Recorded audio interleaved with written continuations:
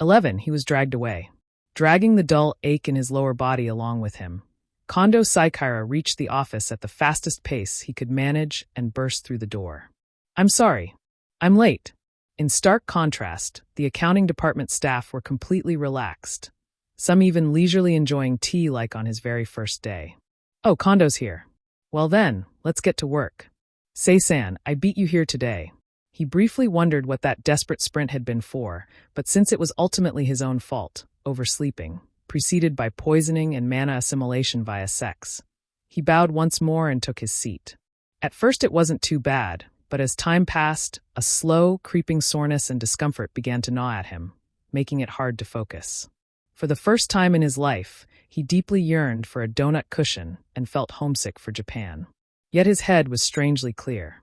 Despite having suffered poisoning, the tonic's original effects seemed to be working too. In fact, physically he felt better than usual. So this is the power of magic. It had already been a month since he arrived in this other world, yet he had barely interacted with its unique culture. Only now did he truly marvel. Since science hadn't advanced much, magic filled that role. Or perhaps science simply hadn't been necessary because magic existed. Still, not everyone could use magic equally. He had begun to understand that too. There was imbalance in this power.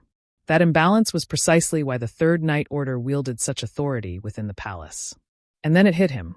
Being saved by the commander of that Third Night Order. Isn't that a huge deal? He had forced such a valuable individual to use valuable magic. On top of that, the man had even engaged in intercourse as part of life-saving treatment. If Saikara were a woman, that would be a very different discussion. But he was a nearly 30-year-old, entirely unremarkable man. And judging from Aresh, even if men were within his preferences, it didn't look like he lacked partners. No matter how he looked at it, Aresh had performed unwanted sex purely to save a life. If I applied Japanese law to this situation, I'd be in serious trouble. This morning, panic about being late had consumed him, and he'd foolishly assumed a proper thank you could wait. That was dangerous.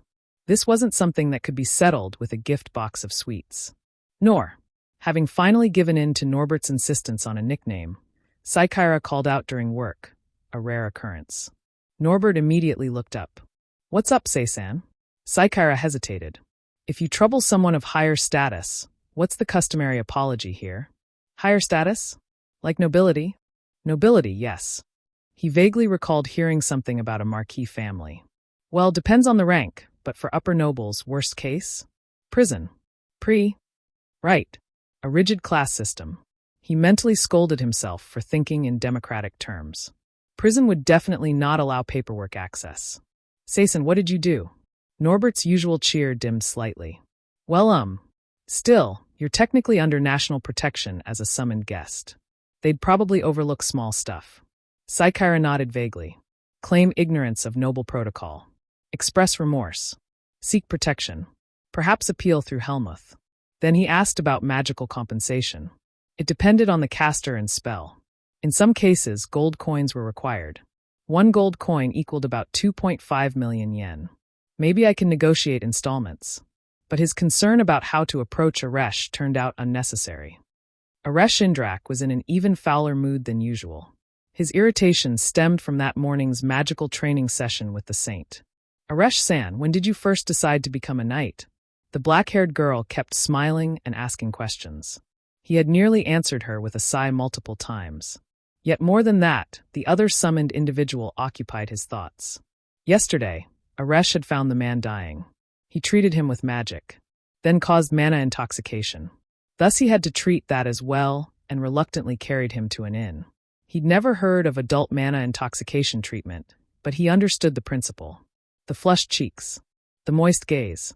Aresh had reluctantly joined lips and bodies. The body lacked muscle and lacked fat, unpleasant to hold. Yet the sweat-slick skin fit strangely well in his hands. The fastest way to assimilate mana was to inject essence directly. He had no experience with men. But fundamentally, it was no different. Watching those dull eyes melt with heat stirred something unexpectedly satisfying within him. Guided by that impulse, he filled Saikara with his seed. And yet, morning came, and the man said he had work and left. After losing his virginity to another man hours prior. He had to be insane. He had nearly died. Aresh had saved him. and his priority was work? He could not comprehend that thought process. Were all otherworlders this abnormal? Lost in that irritation, he barely tolerated the saint's lunch invitation. I'm sorry. I have business. He left. He told himself he was simply going to lunch. In the cafeteria, he scanned the white and brown accounting uniforms. No black hair. Oi! Why yes. Commander Indrak. The blond youth Norbert sprang up. Where is he? Wahoo! The otherworlder. Oh, Seisan. He always eats in the office, brings his own food. Brings his own? He had left the inn in a panic. There was no time to prepare or purchase food. I see. He exited immediately. As expected, Saikaira had no lunch. One meal won't kill me. More importantly, he needed to make up lost time. He cheerfully worked through documents until the office door burst open. He looked up. That beautiful face from this morning stood there, visibly displeased. Ah! Aresh strode forward and hauled him upright with one arm. We're going. Ah! Before he could ask where, he was dragged from the room.